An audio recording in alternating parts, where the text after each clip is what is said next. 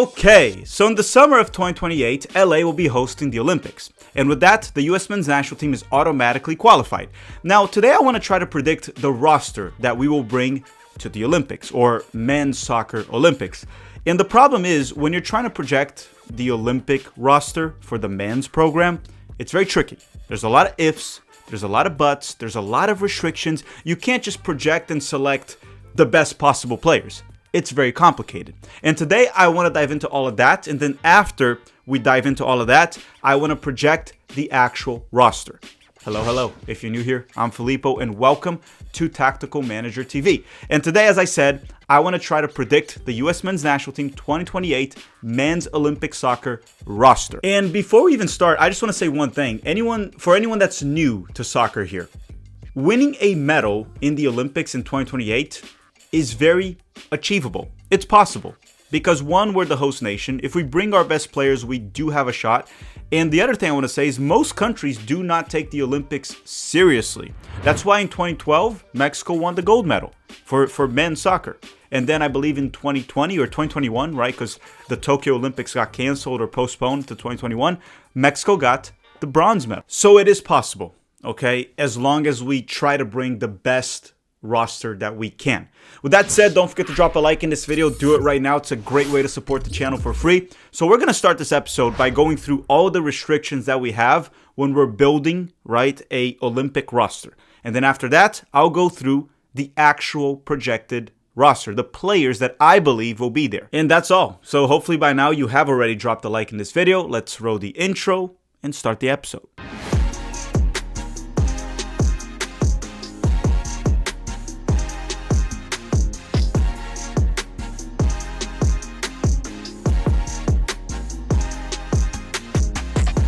So, the first thing that you must know about this Olympic roster is that Mauricio Pochettino will not be the head coach of the Olympic team. It's going to be the former US men's national team player and former LAFC head coach Steve Cherundolo. And honestly, for an Olympic team, I think that's a good hire. And him and Pochettino will very likely be working together to a certain extent.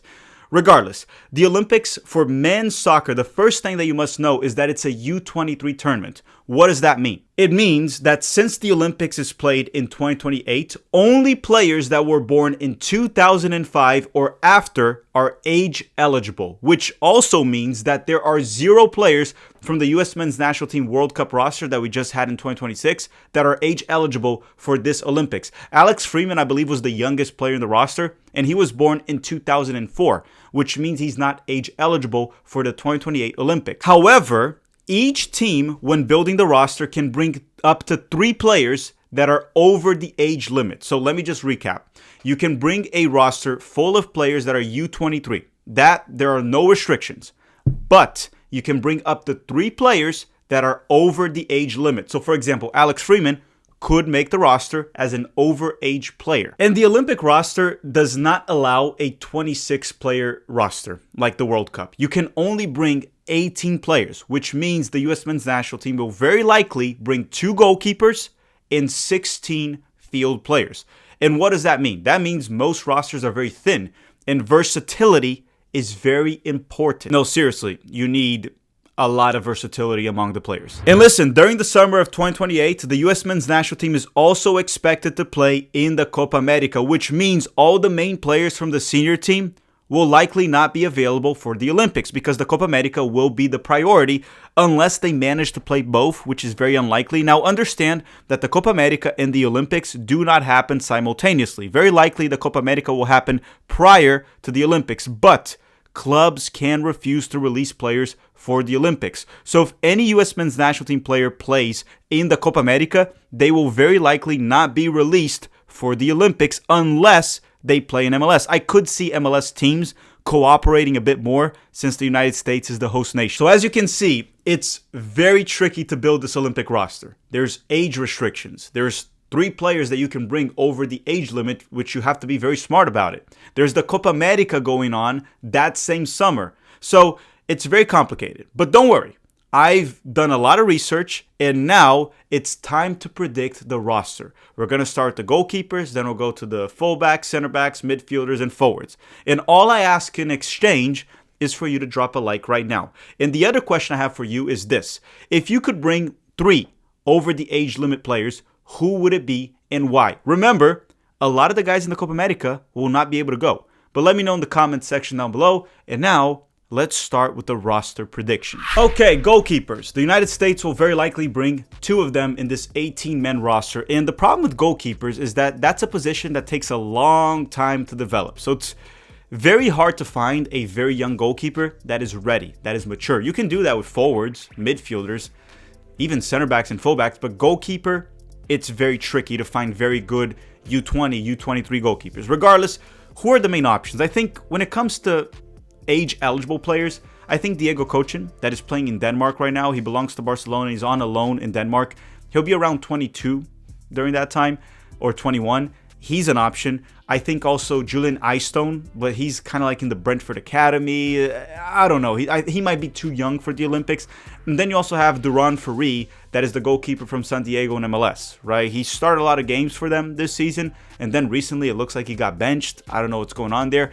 He's a good goalkeeper. There's potential there, but he's far from being ready right now. With that said, I think that we are going to bring 1 over the age player when it comes to goalkeepers. So my prediction here, it's not going to be Matt Turner. It's not going to be Matt Freese. I think they might even be in the Copa America, unfortunately, with Pochettino. What I think might happen here is we might bring Diego Kochen. Okay, he's one of our most promising goalkeepers right now. And Chris Brady, that at the time of this recording, he plays for the Chicago Fire. And I could see the Chicago Fire cooperating and releasing him to the Olympics. Now, would he be also in the Copa America? If Chris Brady is starting for the U.S. national team in the Copa America, he could be left out of the Olympic roster, and then maybe Cherundolo brings Matt Turner or Matt Freese, who knows, a more experienced goalkeeper. But I think if Chris Brady is a backup for the Copa America, I think very likely there will be some talk between Cherundolo and Pochettino to not have him in the Copa America and have him actually play in the Olympics. Regardless, I think if Chris Brady is still with the Chicago Fire, I firmly believe that they would cooperate and release him for both. So the 2 goalkeepers that I think will go to the Olympics will be Chris Brady from the Chicago Fire and Diego Kochen. And yes, even though Chris Brady is young, he is not age eligible, so he counts as 1 of the 3 over the age limit players. Okay, next up we have the fullbacks, all right? And since it's an 18-man roster, I firmly believe we're going to bring only 3 fullbacks, all right? So let's talk about it. When I was looking into the options, I looked into like the prospects that can play the right back position, and to me, probably the best one is Frankie Westfield from the Philadelphia Union. He's a right back. He's going to be 22 roughly when the Olympics arrive, so I think he's a good option for the right back position. After that, most of the prospects are left backs, like Pedro Guimarães, that was playing USL and now is playing for Eintracht Frankfurt's second team, Luca Bombino from San Diego, Matthew Dos Santos from the New York Red Bulls, he's a left back, and Peyton Miller, a left back from the New England Revolution. So could we end up bringing an overage player for this position as well?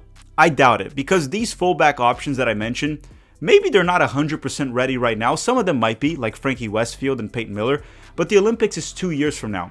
So I think by the time the Olympics arrives, 3 of these guys will be ready. So the other options that we could bring as overage players would be Alex Freeman, because he's versatile. He can play as a center back, he can play as a fullback, but I don't think Alex Freeman will go to the Olympics because he's going to be a key player in the Copa America. He's also playing in Europe, and they're not going to release him for both, right? Joe Scally, that's an option, right? Because he might not even make it to the Copa America roster, and he could be a useful, a little bit more experienced player to have in the Olympics. But I think Joe Scally might be in the Copa America roster, all right? So who are the 3 fullbacks that I think will go to the Olympics? And they are Frankie Westfield, right, from the Philadelphia Union, Luca Bombino from San Diego, and Peyton Miller from the New England Revolution. Now, will these 3 players be in MLS by the time the Olympics arrives? Maybe 1 or 2 of them. I could see all 3 going to Europe, but those are the 3 fullbacks at the time of this recording with the data that we currently have that I believe will be in the 2028 Olympic roster. And if we only look at primary position, we see 1 right back and 2 left backs. But don't worry, because one of the wingers that I'm going to mention can play as a winger, can play as a wing back, and can play as a fullback. But let's not get ahead of ourselves. That's for later in this video. Next up, we have the center backs. And I believe since it's an 18-man roster, we're going to bring only 3 of them. And this one's very tricky, okay? Because first and foremost, let's go through the age-eligible players. The first one being Noah Kai Banks from Augsburg. And the question here with Noah Kai Banks is as follows. First, will he commit to the U.S. men's national team? We don't know. My opinion is, yes, he'll end up playing for the United States. But at the time of this recording, he has not committed. Second thing with Noah Kai Banks. In 2 years, let's say he has committed to the U.S. men's national team. Is he not going to be good enough for our senior team?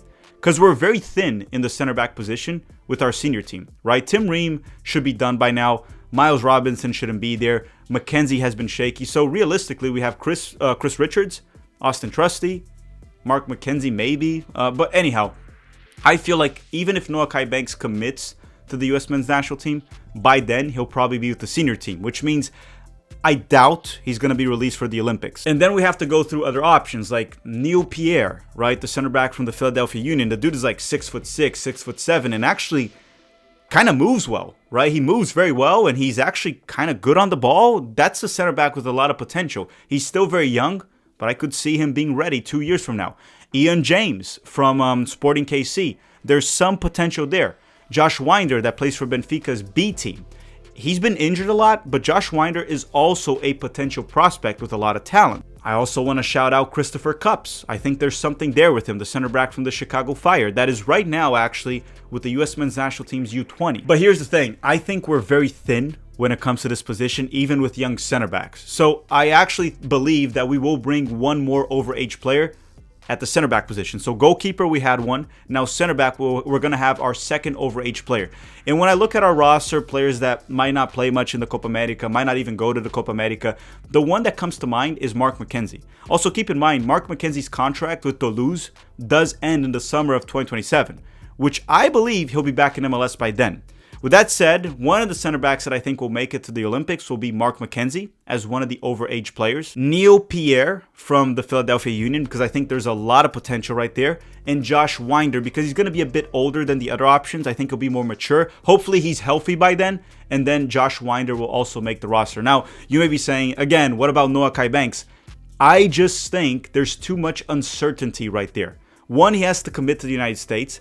And two, if he does commit, I think Noah Kai Banks is going to be with the senior team. He's going to be playing in Europe in the Bundesliga. So they're very likely not going to release him to the Copa America and the Olympics. So I don't think Noah Kai Banks will be there. So again, Neil Pierre from the Philadelphia Union, Josh Winder from Benfica B or Benfica, whatever you want to say, whatever you want to call it. And then Mark McKenzie, that at the time of this recording, he plays for Toulouse in France. But I think by the time the Olympics arrives, McKenzie will be in MLS. Okay, so apparently I'm not very good at counting. When I was a kid, I only learned how to count to 10 and not to 18. So for this section of the video, the center backs, I have to add one more so I can get an 18-man roster. And we're going to have to do this also, this vertical recording for the midfielders also, because I missed one player. So center backs, we actually have to bring 4, not 3. The 3 that I mentioned, it stays as is. But to have an 18-man roster, we need one more. And this will be the 4th center back that very likely won't play. But if I had to choose one and try to predict who will be there, I'm going to say Matai Akimboni from Bournemouth. Okay, so we need to add this 4th center back to the roster.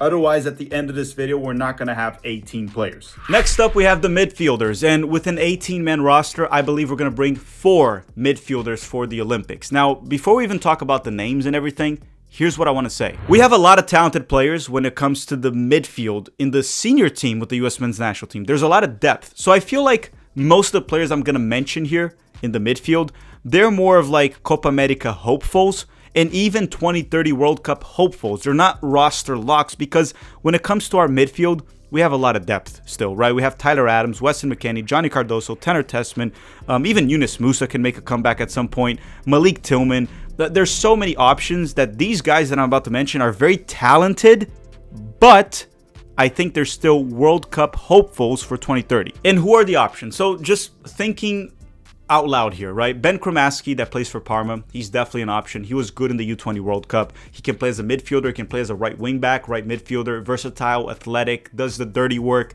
rate is very high. He'll probably be there in the Olympics. Brooklyn Reigns from New England Revolution, he's an option. Nico Sakidis that plays for the San Jose Earthquakes, that's another option right there. Adri Mehmedi from the New York Red Bulls, that's a very talented midfielder. I don't know if he's going to be in MLS for the next 2 years, but he's a player that should be in the Olympic roster. And then Kevin Sullivan. And many people are going to say, isn't Kevin Sullivan a winger? Well, we're still trying to figure out his position. He can play as a winger. He can play as an attacking midfielder. I think long-term he's going to become an 8, but I'm going to list him as a midfielder because I feel like with this roster, he'll probably play as an attacking midfielder or maybe out wide as a winger. Another option is obviously Pedro Soma, right? The central defensive midfielder or central midfielder that plays for San Diego. Maxi Carrizo from New York City FC is very talented, but he's not playing MLS, so that's a bit of a problem. We'll see what happens over the next 2 years. So the 4 midfielders that I believe will go to the Olympics are Ben Kramaski from Parma, Kevin Sullivan from the Philadelphia Union, Adri Mehimeri from the New York Red Bulls, and Nico Tsakidis from the San Jose Earthquakes. And again, a lot of these players could be fighting for a spot in the Copa America roster 2 years from now. I just think it's too early, right? I'm trying to be realistic here. 2030 World Cup, I think any of these 4 can make the roster. 2028 Copa America, might be too early for these guys. Even though Nico Tsakidis is not that young, right? Like Kevin Sullivan is much younger, Mehimeri is much younger, but anyhow, 2028 Copa America, unlikely. 2030 World Cup, possible. Okay, so the guy that cannot count is back. Hello. So midfielders, we're not just going to bring 4. We are going to bring 5. And I think we're going to bring as the 5th one, either Pedro Soma from San Diego or Brooklyn Raines from New England.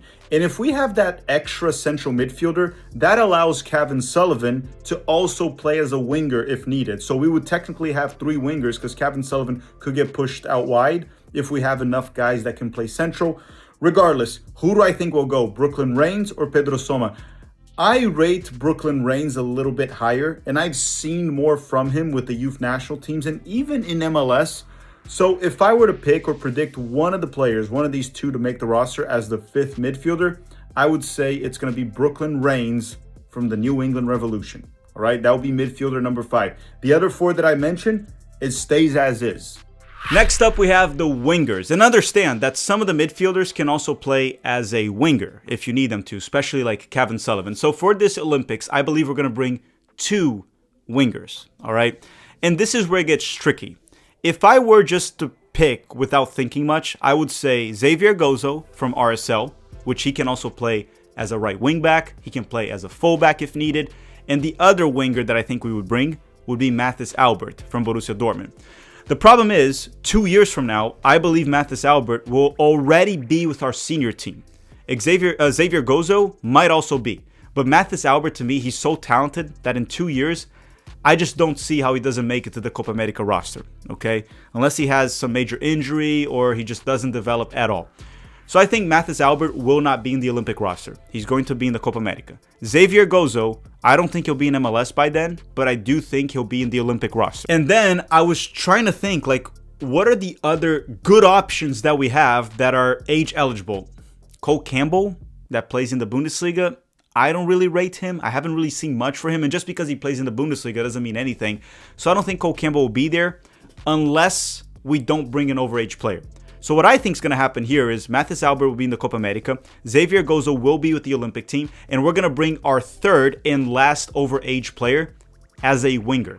And then who are the options, right? We have to think of players that probably won't be in the Copa America or are fighting for a spot in the Copa America but might not be there. Who are these players? Gio Reyna, he might not make the Copa America roster. Zendejas, Brendan Aronson, Diego Luna. I'm just trying to think out loud here, right?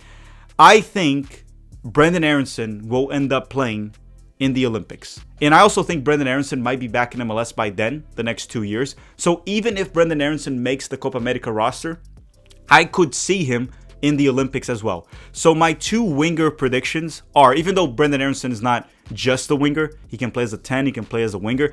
I think it'll be Xavier Gozo from RSL and Brendan Aronson, which at the time of this recording, he still plays for Leeds. Okay, now we have the forwards, right? The center forwards. And one of these center forwards can also play as a winger if you need him to. But anyhow, in the Copa America, I think we're going to have Balogun, Pepe, and Haji Wright once again.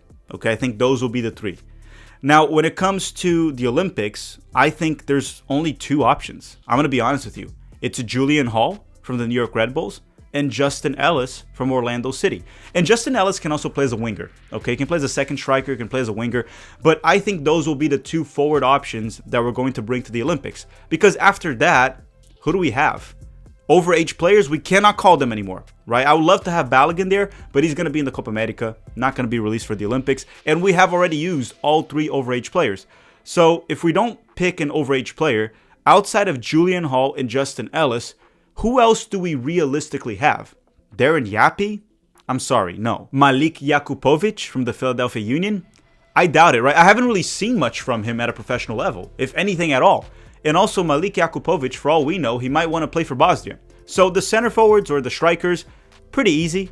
I believe it's going to be Julian Hall from the New York Red Bulls and Justin Ellis from Orlando City. All right, everyone, thank you very much for watching. Don't forget to drop a like before you go. It's a great way to support the channel for free. And if you made it this far, also make sure to drop a random comment to help us rig the YouTube algorithm.